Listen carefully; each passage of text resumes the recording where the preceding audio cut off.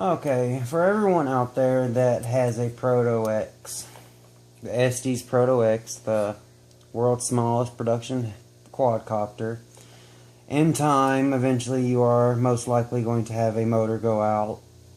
Pretty much inevitably you will have a motor go out. What usually happens, this right here is the actual motor. It is absolutely tiny. These are the three pieces. This is the armature, which goes inside here and it spins. But these are not brushless motors. This goes in the can like that, and then down at the bottom, that sits on these two little, very small, I'll see how well I can get them, probably not that good because they are absolutely tiny, but two very, very tiny, minute brushes that with the naked eye you can barely see the damn things. And what happens is gunk gets in there. Most of the time they just disintegrate. But if you're curious why your motor stops working on your Proto X, this is why.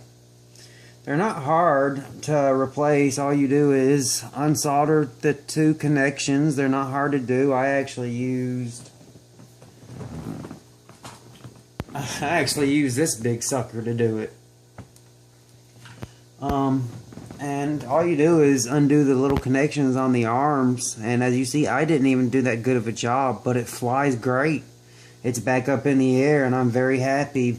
But one thing I do know is you can't fly it a lot because the motors are going to burn out quickly.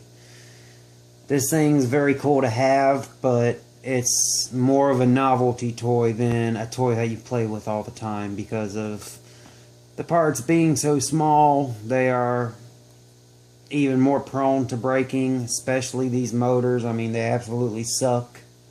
Estes, I always expect more from you. I mean, you can actually see that's hollow.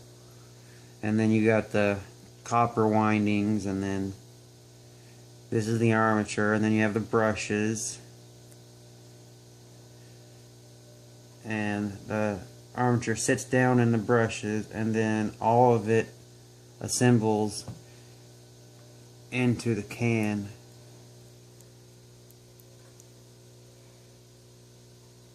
Like that.